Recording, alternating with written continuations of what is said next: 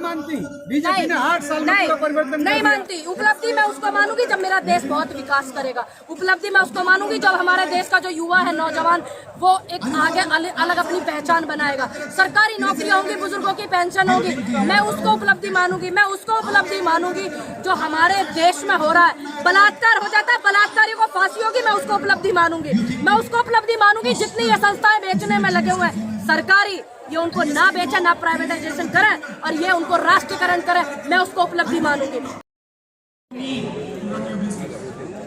चलें जी। पूनम जी, बीजेपी के नेता कह रहे हैं मध्य प्रदेश में राहुल गांधी की जो यात्रा है उसको घुसने नहीं देंगे। क्या मध्य प्रदेश हमारे देश का हिस्सा नहीं है? क्या मध्य प्रदेश राहुल गांधी जी का नहीं है?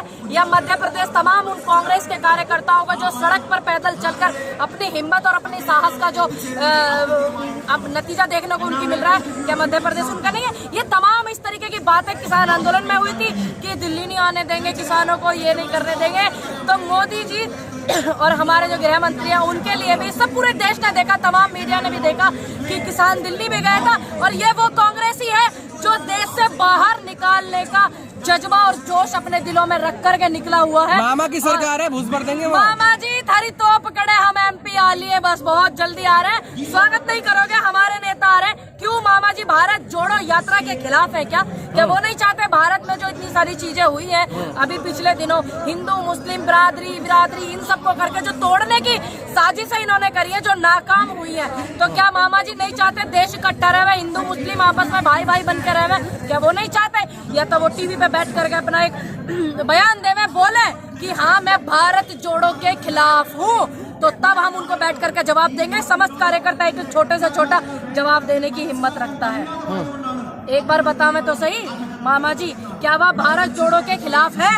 हाँ या ना? दो ही तो बातें होती है। मैडम उन्होंने तो बोला है ना सबका साथ सबका विकास, बीजेपी ने। अगर सबका साथ सबका विकास, तो फिर ये इतनी सारी जो चीजें पिछले समय में हुई हैं वो किस किस राज्य में हुई हैं आपको नहीं पता है? क्या वो बेटियों को साथ लेकर के चलते हैं? क्या वो तमाम किसानों को साथ लेकर के चलते हैं? क्या वो समस्त बिरादरी जात धर्म को साथ लेकर के चलते? नहीं। अगर ऐसा होता तो 2014 के बाद जितनी चीजें हमने देखी है, आपने देखी है, वो देखने को नहीं मिलती। सबका साथ सबका विकास वो होता 1947 में देश आजाद हुआ था, उसके बाद से कितना भाईचारा हमारे देश में, 2014 के बाद से जो भाईचारा खराब करने की इन्होंने साजिशें की है। जब जब जोड़ने की बात आएगी तो कांग्रेस के नेता और एक छोटे से छोटे कार्यकर्ता का नाम याद रखा जाएगा और हमारा भी रखा जाएगा और आपका भी नाम याद। वो भी तो भारत जोड़ रहा है मैडम। जब तोड़ने की बात आएगी तो ऐसे बेगैरत लोगों का नाम याद रखा जाएगा। वो भी तो भारत जोड़ रहे हैं। आज मोहन भागवत मस्जिद में गए, मुसलमानों को जोड़ रहे हैं। अच्छी बात है, मुझे तो अच्छा लगा कि आपने ये वाली बात बताई है। मोहन भागवत जी जो है, शुक्र है अभी कुछ दिनों पहले उनके जो है डीपी भी बदली गई और अभी वो इस तरीके की चीजें कर रहे हैं। और फिर दूसरी बात, जो ये अंधभक्त इस तरीके के नारे लगाते हैं, एक समुदाय के खिलाफ बोलना, एक धर्म के खिलाफ बोलना, तो उन पे थोड़ा सा तंज कसवा हुआ देश के प्रधानमंत्री जी से।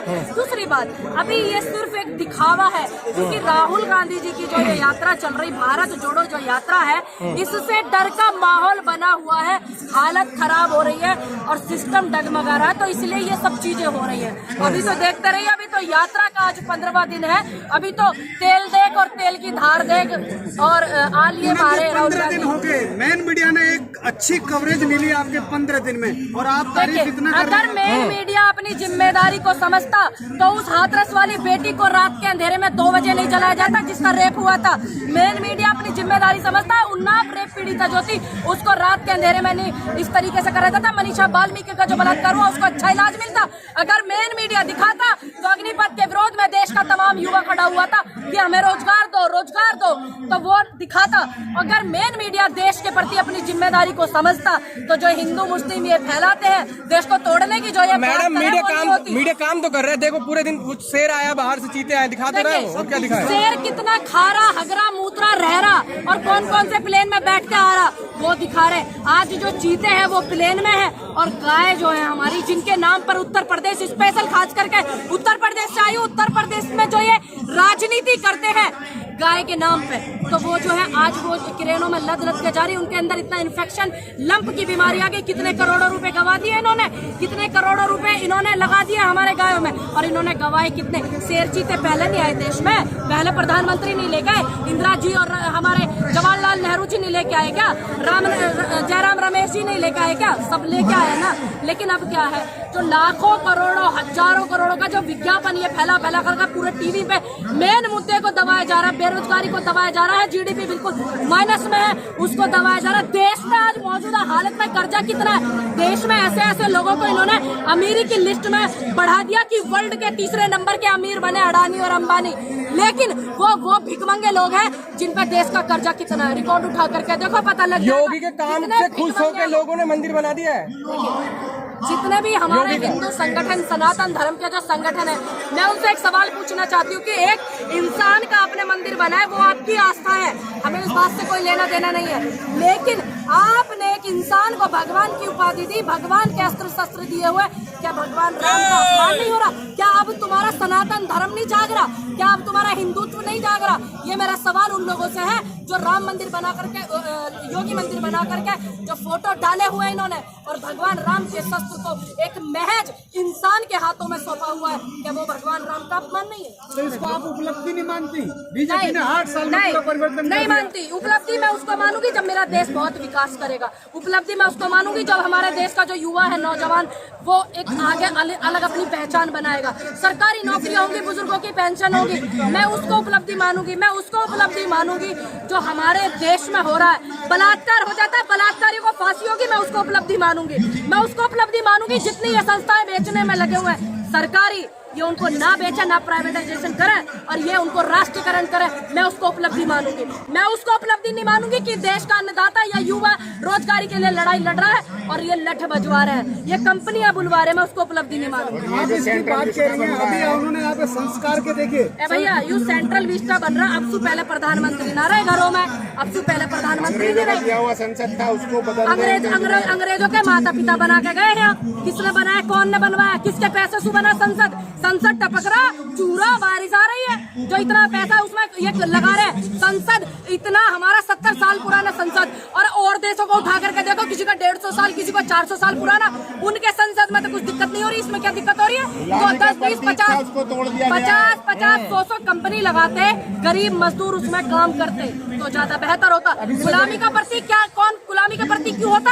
हमारे देश की मेहनत लगी हुई, हमारे देश की शहादत लगी हुई, हमारे देश के युवाओं की, हमारे देश के तमाम स्वतंत्रता सेनानियों की शहादत लगी हुई है, तब जाके वो संसद बनी है देश की, ऐसे ही नहीं बनी है। आप लोग पढ़े लिखे लोग होकर के इस तरीके की बातें करते हो, ये दुर्भाग्य देश का, पत्रकार होकर के खास कर खुश होना चाहिए, इतना अच्छे से संसद बना रहे हैं सेंट्रल विस्तार, दुनिया में चमकेगा, अलग पहचान मिलेगी। भारत में ये भी बात बहुत चमक रही है कि देश में युवा कितना बेरोजगार है, बेटियों के बलात्कार हो जाते हैं, लखीमपुर में बलात्कार हो गया, कल भी बताई, क्या दिखाया किसी मीडिया ने? क्या वो महिला बोली जो संसद की मर्यादा को नहीं समझती है? स्मृति ईरानी बोली, वो महिलाओं के लिए नहीं बोली, तो इसमें आपकी बदनामी नहीं हो रही है देश की? अगर कोई 2 शब्द अपने हित में बोलते या देश के हित में बोलते तो उसमें तुम्हें मर्यादा जनक नजर आने लग जाए। निर्लज हो गए क्या ये भारतीय जनता पार्टी के जितने भी नेता? निर्लज हो गए क्या? नहीं ना? तो फिर बतावे कि इतना देश का जो हमारा पीएम केयर फंड आता था, ये उसको एक संस्था के नाम पे क्यों ले रहे हैं? पहले कितना पीएम केयर फंड, कितना कहाँ खर्च हुआ देश हित में, वो हम चेक कर सकते थे। कितना बचा, कितना किसने दिया, वो सब हम चेक कर सकते थे। आज स्थिति क्या है, आप कुछ चेक नहीं कर सकते।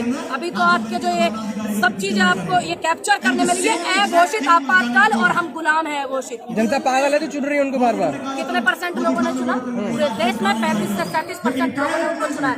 वोट बैंक 100% नहीं है, देश में 100% लोग रहते हैं। आप परसेंटेज निकालिए तब आपकी कांग्रेस को कितने लोगों ने चुना? हमारी कांग्रेस को इतने लोगों ने चुना कि आज तक भी हमारी कांग्रेस की कहीं ना कहीं सरकार रही है, इनकी नहीं रही। इनकी बिल्कुल सुपड़ा साफ रहा। आज भी हमारी पूर्ण बहुमत से 2 राज्यों में सरकार है। दूसरी बात, आज हम केरल में खड़े हुए हैं और यहाँ पे भी हमारी सरकार गठबंधन से, सहयोग से, ठीक है। और भारतीय जनता पार्टी का वो भी इतिहास जानते हैं हम, जब 2 सीट आती थी MP की पूरे देश में, ये हालत नहीं थी ना कांग्रेस की, क्योंकि जनता प्यार करती है कांग्रेस को। समझ में आई बात? अभी तो जनता आपके साथ नहीं है ना। कांग्रेस किसी अभी तो जनता आपके साथ नहीं है। मोहताज अभी तो शब्दों आपकी की जनता मोहताज नहीं आपके है, साथ नहीं है आज ना। भी साथ है। हाँ। अब लोगों ने इतना ज्यादा सिस्टम को डरा, इन्होंने डरा इतना लिया, कैप्चर इतना कर लिया, लोग परेशान है।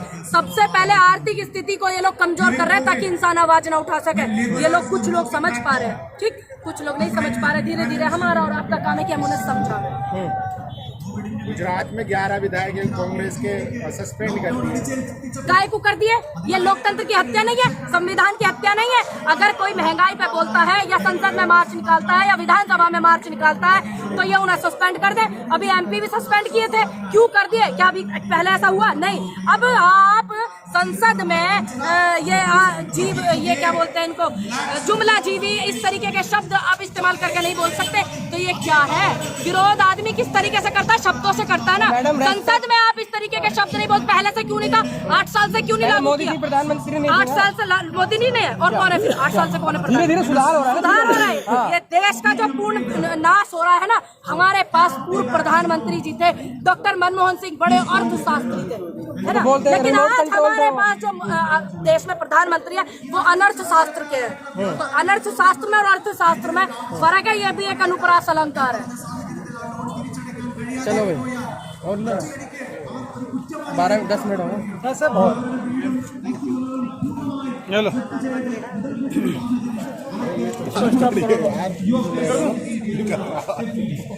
कर दो बंद भाई। हाँ।